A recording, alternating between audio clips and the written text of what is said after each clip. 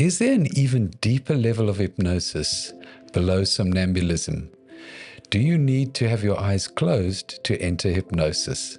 Welcome to The Art of Therapy, Season 3, Episode 22.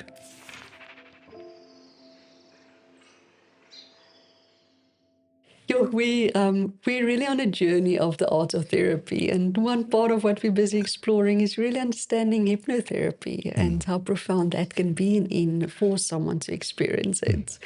Yeah, it's an amazing journey, psychotherapy, and what's possible for human beings and the kind of support and the thinking around it.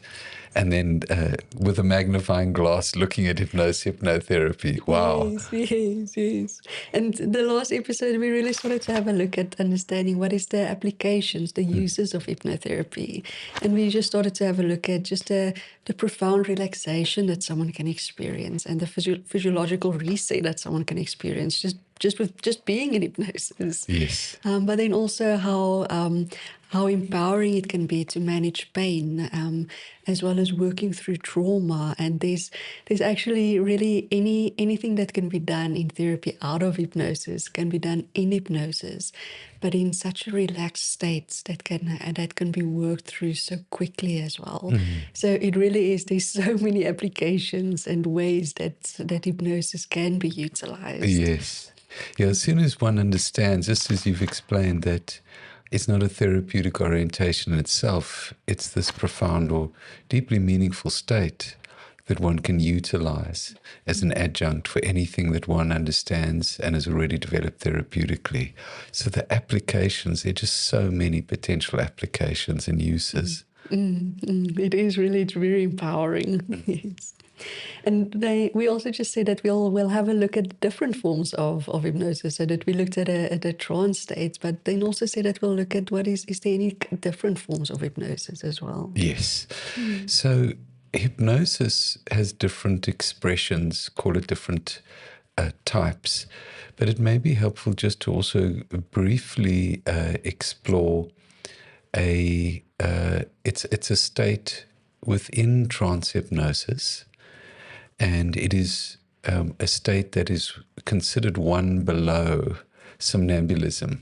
So remember that we've looked at that Elman had really just drawn a distinction when it comes to hypnosis. We've either got light hypnosis or deep hypnosis, light hypnosis being physical relaxation, deep hypnosis being both physical and mental relaxation, mental relaxation characterized by brief amnesia.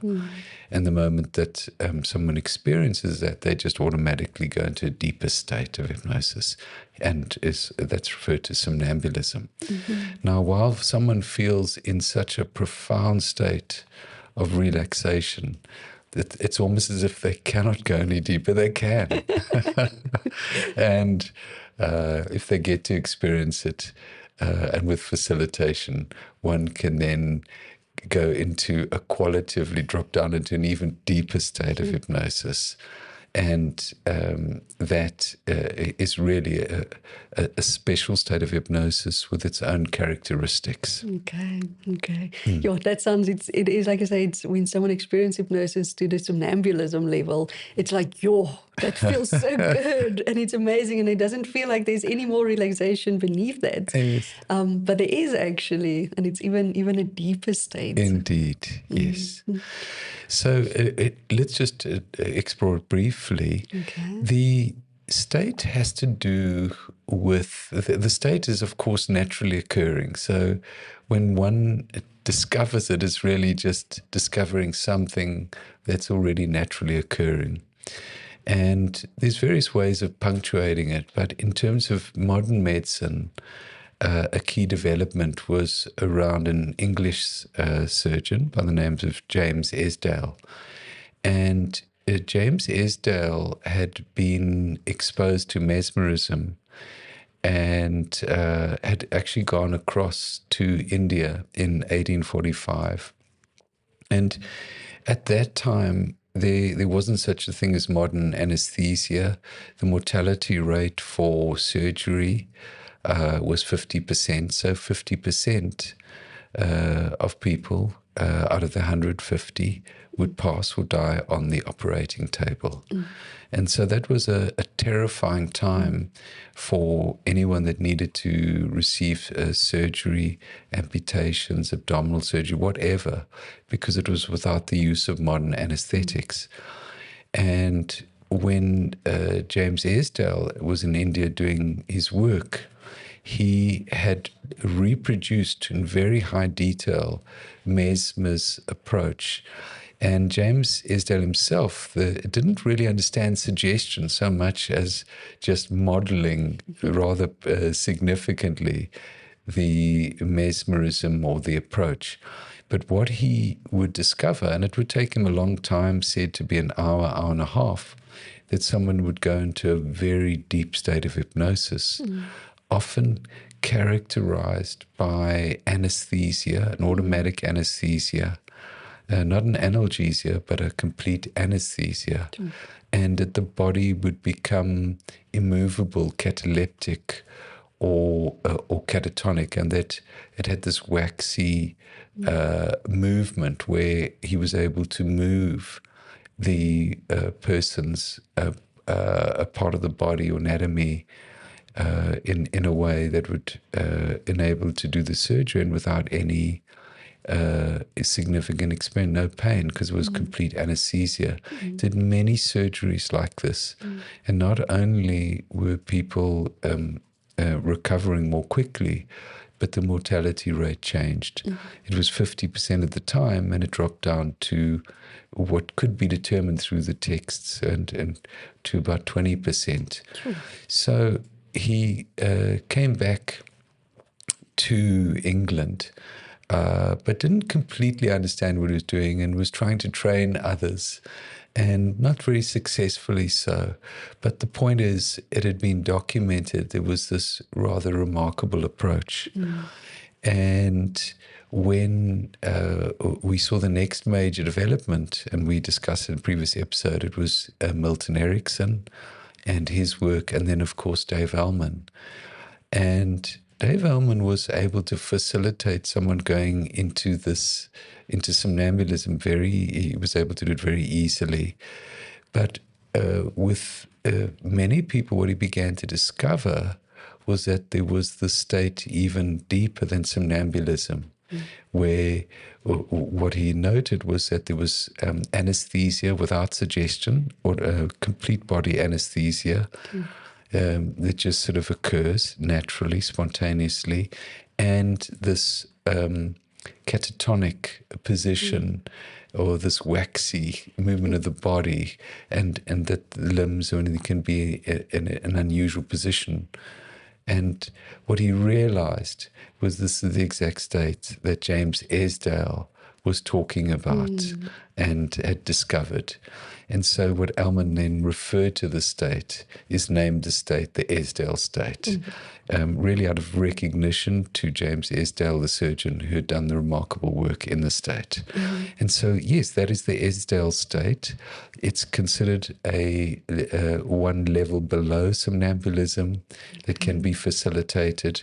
And it doesn't make it better than somnambulism. Somnambulism is a remarkable state because the client experiences and acts on suggestion so meaningfully, is so responsive.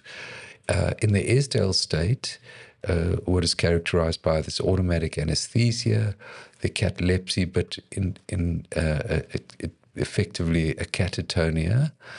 And the part of the problem is that whoever experiences such euphoria and such a sense of pleasure, joy, that they're just not inclined to act on suggestion a great deal. But what is tremendously useful then is, of course, any pain condition, because the anesthesia just comes on automatically. And so it can be utilized for childbirth. Someone can just enter the Esdaile state, be in a particular position that may ordinarily be extremely uncomfortable for them, but they can move into that position and then stay in that position for a very long time and without any pain because of the anesthesia, and experience a great deal of joy or the euphoria. So for childbirth,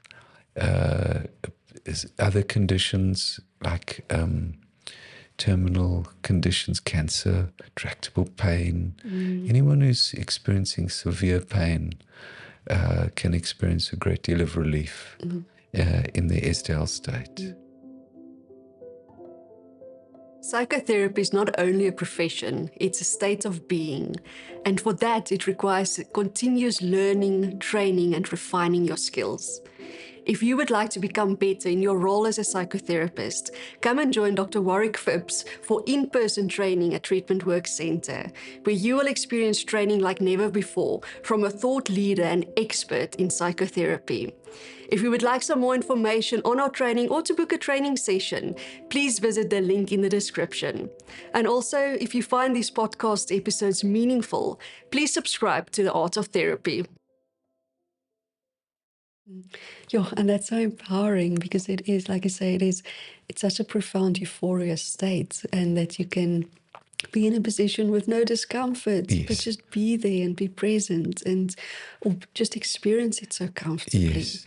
I think that's what's so important, as you note, that someone can be so present, because paradoxically, as they go deep in hypnosis and they have the anesthesia that's automatic and the catalepsy to catatonic, and the euphoria, they are acutely aware of what's going on around, but it just doesn't bother, doesn't disturb. So there's increased awareness. Yes.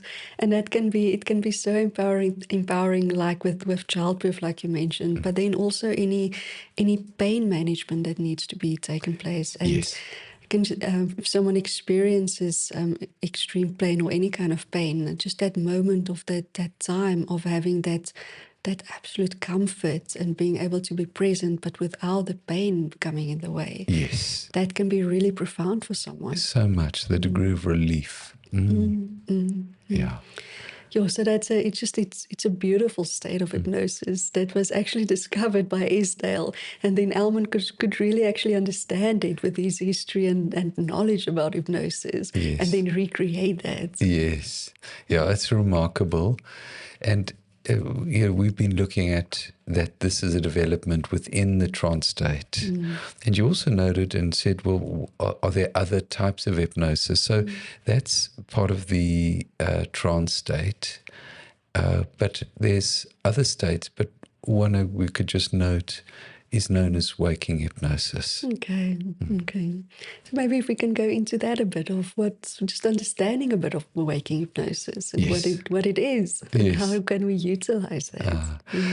Elman had gone on to say that waking hypnosis is itself such a key aspect of hypnosis that it's very difficult to really know hypnosis and trance hypnosis without knowing waking hypnosis, because waking hypnosis has all the same therapeutic effects, but interestingly, it's without the trance state itself. There's no sleepiness, there's no relaxation, there's no inward, none of the trance characteristics. And what actually happens with hypnosis is that it remains, because we know hypnosis, we just reflect on that definition, a state of mind in which the critical faculty of the mind, that part of that's the judging part, everyday judgment, is bypassed and selective thinking established. So what happens in waking hypnosis is the bypass of the critical faculty occurs rapidly, and there's some kind of selective thinking.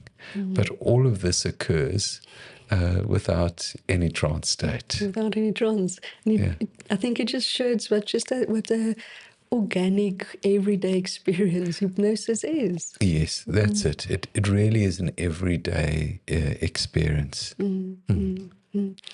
Yeah, so it is, if we look actually at the definition of hypnosis, it is as soon as those are present, then it is, and our critical faculty is bypassed and selective thinking is established. But without a trance, then we actually experience waking hypnosis. Yes, yeah, it is without that transit, but the hypnotic phenomena there. And that selective thinking then is very profound. It's anything that we want to experience or learn or believe wholeheartedly. And so, yeah, that comes into different ways of everyday life, ways that it can get in the way, ways that it can help us. If one thinks about, for example, superstition, there's some consideration there that we know that walking under a ladder or a black cat crossing up, we know enough with science that it cannot reliably predict that something bad is going to happen. But again, once one has been introduced to a thinking where one didn't have that same degree of the critical faculty, be it when we're younger or whatever, somehow there was a bypass and we take on that thinking. And it's very hard to shift it, to throw it. Yes. Even for people who are really scientifically minded, they can't, that sense of something's going to happen. So yeah, superstition. But there's other ways in daily life. You know, we don't see as much of it today, but an auction, when the bidding gets underway. And I don't know if you've had the experience where you're drawn in and Really maybe you part walk, of it. and you perhaps even walk away with something, and then later your critical faculty kicks in. You go, did I really need that old vacuum cleaner, or did I really need this, or did I need that? But yeah, very often what's happened there is just automatically there's been waking hypnosis, complete bypass of critical faculty, selective thinking, and responding in that way. I can actually think about the example of just if someone describes a lemon, and how if someone really describes it in so much detail, you can experience that sourness. Yes, that's exactly it. Because you're not in a hypnotic state. You're not in a, let's say, a trance state. Yes. But it describes so vividly, suddenly, yes, for something you can actually begin to taste it. And that's very typical of a hallucination, a taste hallucination that occurs in hypnosis. And it's with eyes open and just a bypass of the critical faculty. Yes, yes. But you can actually experience it. Yes. Yeah. Yeah, so it's actually, we experience it so often, and if we understand that waking hypnosis, like you said, sometimes it comes in the way, but sometimes it can really be helpful, and it can really assist clients in working in waking hypnosis. Yeah, I think this is where the more you understand waking hypnosis, it invites you to be so attentive around what one is communicating, language, semantics, because yes, this bypass can occur very rapidly. Elman had really drawn attention with the doctors to the importance of how doctors talk to their patients about surgery. Because, of course, the doctor has very high authority. So very often, whatever the doctor is saying, we're not as critical in terms of we're relying on someone else's judgment. So we've got sometimes a bypass of that critical faculty. And then really leaning and listening to that doctor. And what Elman had noted is that the importance of the semantics. How do you talk to the patient about the upcoming surgery? How do you talk about recovery?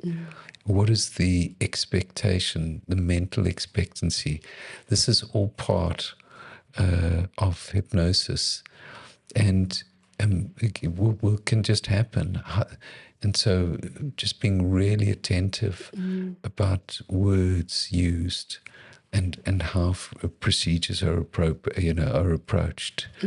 So for doctors, for instance, that's really important.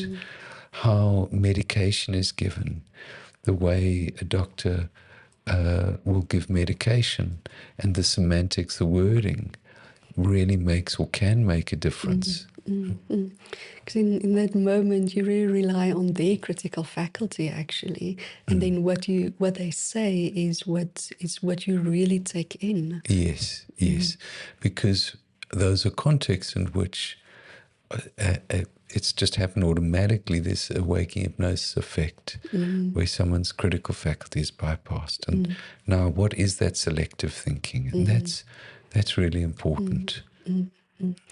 So with any medical procedures, that it really makes a difference as well for them. If someone is aware of waking hypnosis and just really being careful with their words and what kind of words they use and how they describe it. Yes.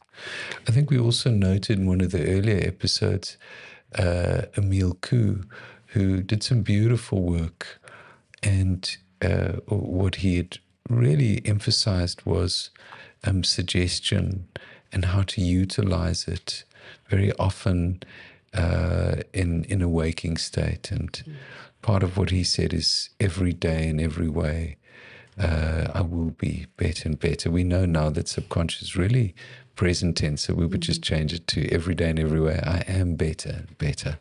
But the point is, he had understood something of, he may not have utilized, bypassed the critical faculty, but the importance of semantics and recognizing that when someone is awake, the kind of words, the selective thinking is really important.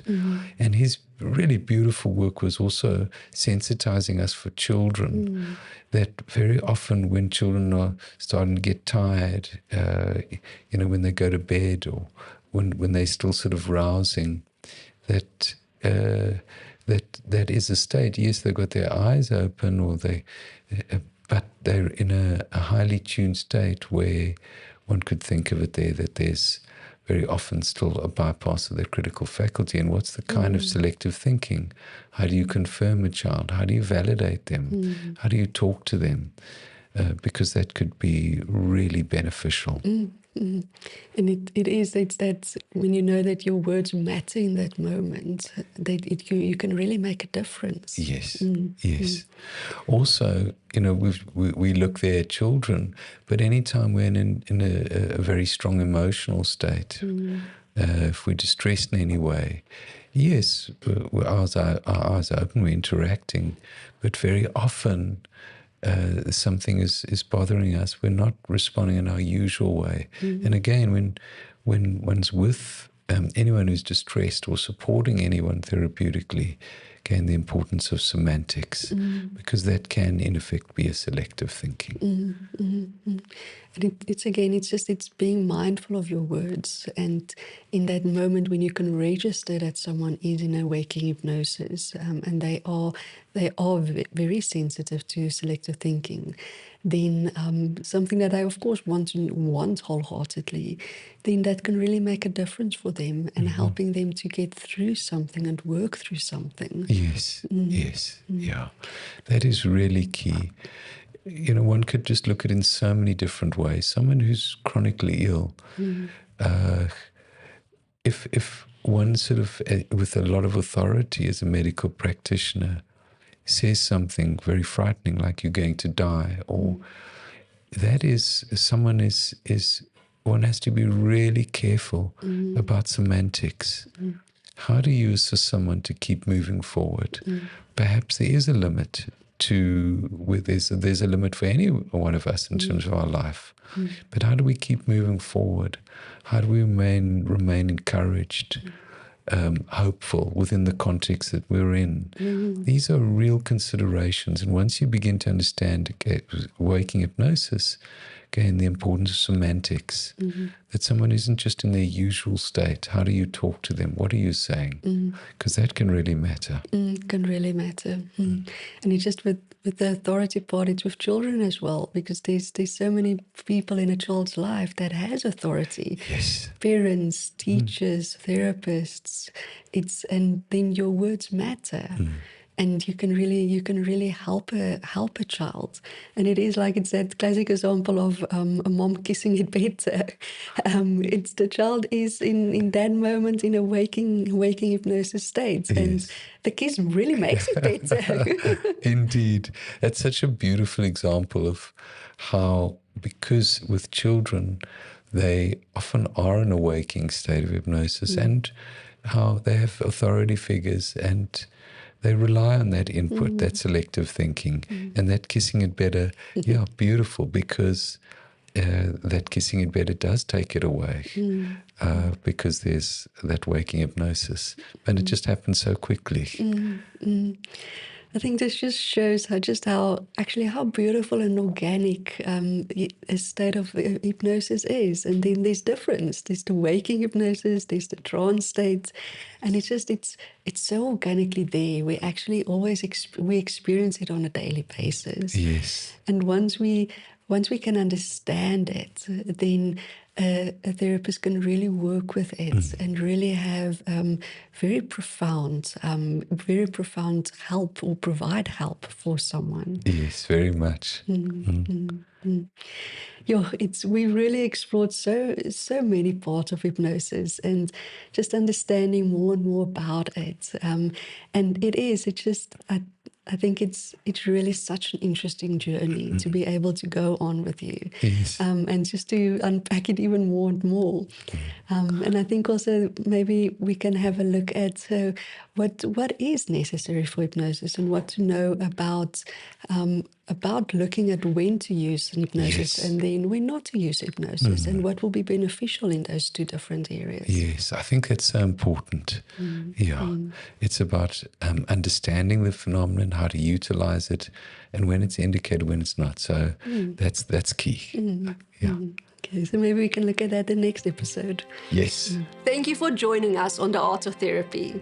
If you found this episode meaningful, or if it expanded your knowledge, we would love to hear from you in the comments section. We are looking forward to continuing this journey with you. Until our next episode.